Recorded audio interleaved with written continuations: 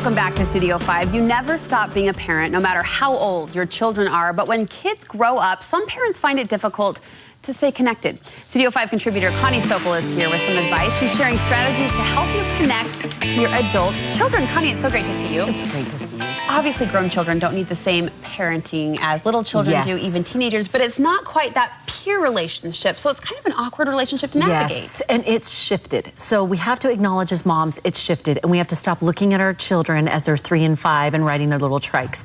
And that can be a shift for moms, just mentally and emotionally, because they're gonna pull back a little bit, and you've got to be okay with that. You have some strategies to help parents really connect better, and the first is a mind shift, like you talk about. For parents, you want them to do less, but to listen and ask more. Yes, make sure that it's a time where instead of more than helping when they were younger, now you're really listening more and you're asking their opinion. And this is a really huge thing I've learned with my adult children.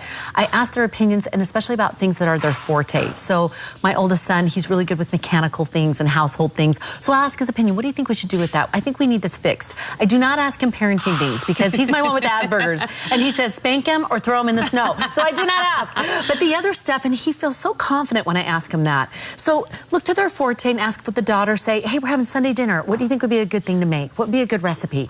And makes them feel confident in that you can see they're becoming an adult. We talk of being somewhat of an awkward mind shift for parents to make. Was this a natural transition for you? Did it come naturally? No, in fact, it was really frustrating because, for example, another one of my adult children, he's on a service mission for our church, and I would get, for the first 3 months, he's in a different state, and I would get like 2 lines: doing good, we're good. Oh, no. That was it. And here I'd had all these months of him sitting in the chair, and we'd be chatting, and I'd hear all the scoops. And so it was super hard. And I took it really personally. At first, I would just go, oh, I can't believe he's not writing very much, and what's wrong? So I learned to be specific, and that's another great skill, is be specific, ask specific questions about what they're doing. I ended up bulleting questions, and I actually got responses. And now I get tons of information just by doing it that way. So find the way to get specific about what they're interested in, and they'll respond better. Well, and that leads into another piece of advice you have, to use their method of communication to connect. So see how they're doing it and try to model that? Yes, I think, you know, for us in our generation, it's a phone call and we want to hear their voice, but a lot of the young adults love the social media. And so find out their favorite and then learn how to use it. And so I know a friend of mine, she does, excuse me, Snapchat and Skype, because that's what works for them. They have kids out of state. My kids love text, which is great. So I'll text them a happy thought or a scripture, or hey, I'm picking something up. Does that sound good to you? Another friend, she'll drop by like swig cookies or do something fun for them, just to stay that connected, whatever it is that is their language, so to speak, their connecting language. So find the social media that works for them. That's a great thing. And make sure that as you learn to do that, that you stay consistent with it, so that you're not like, you know, being one of those old moms that doesn't know how to use it, but you do stay connected with the text. So maybe you'll send it once a day or every couple of days, so they know, hey, you're staying connected with me in the mode that works for me. It's a consistent communication pattern. Yes. Well, nothing can replace that face-to-face communication. That's right. Any advice on how to smooth that over and make that feel a little more connected and in sync? Yeah, and you don't have to, it doesn't all have to be online either. And that's going to lunch, dropping by and say, hey, can we do, it's making those rituals that you've maybe done in the past, but that because they're shifting and their schedule shifts, you may have to shift that also. So looking at trying to find those ways to do the face-to-face time. I know that even with my adult kids right now, I will go and say, what's their favorite lunch, Costa Vida, and I'll say, okay, where can we meet? And then we'll connect and we'll have lunch together. I love the idea of even striking up some new rituals, is the word you used, rituals with your adult children that become kind of that pattern, that you're still connecting in those ritualistic ways, yes, but in a grown-up fashion. That's right. And that can be Sunday dinner, once a month family night. You can do Saturday with golf with the guys. It's Friday night petties and craft night with mom and the girls. Find those rituals that are a reasonable amount of time. So they've got busy schedules. So once a month is a really good thing. If you can do it more, fantastic. Next, you say you want to take a vested interest, obviously, in their lives, but you don't want to jump in and solve their problems. That's right. This is, I imagine, a tough one. This is a really hard thing, especially for hovering moms, which I, of course, am not. But you're not renting their apartment. You're not setting their appointments. By the time they're 18, for sure, by the time they're 21, they should be doing these things by themselves. But it doesn't mean that you're not giving advice or suggestions, helpful suggestions, if they ask. So for example, our oldest son, we helped him with learning how to ask for a raise, how to making a transition from one job to another and not burning bridges and making it smooth, how much it would cost to move out and making a budget plan. So these are things that they do need help with, and so you can offer that. That's great. It's when we start doing it for them that we show that we don't feel that they're confident, or that we say that we're actually still in that helping mode. And along those same lines, it's really good in connecting with them that way, that we don't, you know, now they're going to have significant others or spouses, that we let them know our connection is with you and with your spouse because they're like a member of the family now, but we are not going into your grievances. So if there's issues that they want to talk about in their connecting, making sure you draw that line of saying, we're not going to, unless there's abuse, we are not going to get into your relationship issues. You too can work that out. Drawing those boundaries. And drawing those boundaries, because otherwise that will muddle and mess with your connection with your adult child too. Back to those suggestions or those recommendations, I think back to when I was 19, 20 years old. I got my first job in downtown Salt Lake, and my dad and I carpooled. Now, he worked in Layton. Perfect. And I think at the time he sacrificed waiting for me to get off work and to get up and scoop him up, and, you know, we'd connect and drive home.